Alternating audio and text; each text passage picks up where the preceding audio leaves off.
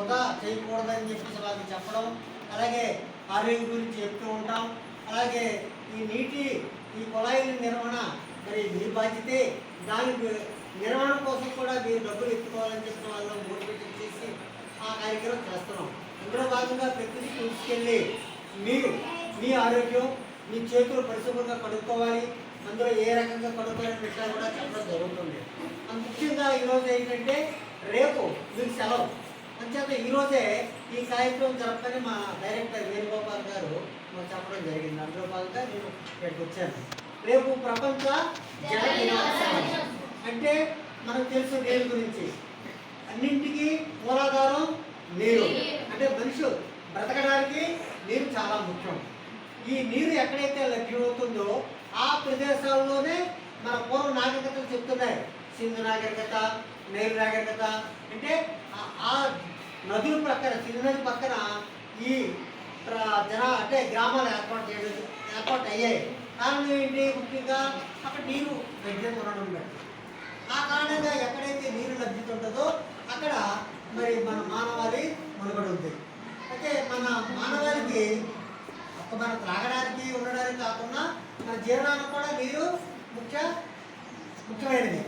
అయితే ఈ నీరుని మనం చాలా వృధా చేస్తున్నాం, కలుషితం చేసేస్తున్నాం. ఆ కలుషితాన్ని మనం ఆపాలి.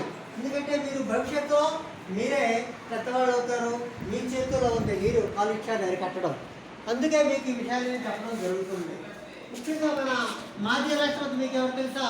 అబ్దుల్ కలాం గారు ఏం చెప్పారంటే 2050 నాటికి ఈ విధంగా పోతే 2050 నాటికి చాలా ఇబ్బందులు వస్తాయి నీటికి. మనం ఏం చేయాలంటే ఫార్మర్స్ ఏ విధంగా అయితే ఏంటంటే శరీరం రసాయనికలతో తడుపుకోవాల్సి ఏర్పాటు అవుతుందని ఆ రోజు కలాం గారు చెప్పారు. నీటిని మనం వృధా చేస్తే నీటి వలన మనకు చాలా ఇబ్బందులు వస్తాయి. అంటే మనం స్నానం చేయడం కూడా నీరు కలుషితం అయిపోతుంది అనమాట. అప్పుడు రసాయనికాలు శరీరం తీసుకోవాల్సి వస్తుంది. అలాగే తలకి స్నానం చేయడానికి కూడా నీరు పనికిరాకుండా పోతుంది.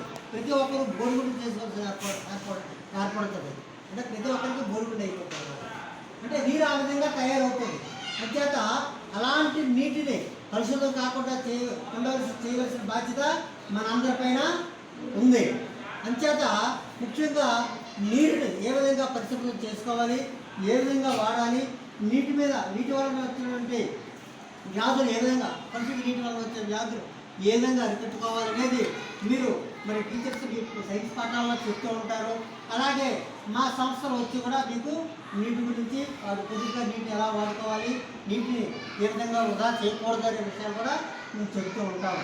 అంచేత ముఖ్యంగా మరి మనకి నీరు ఎన్ని విధాలుగా లభ్యమవుతుంది మీకు తెలుసు కదా.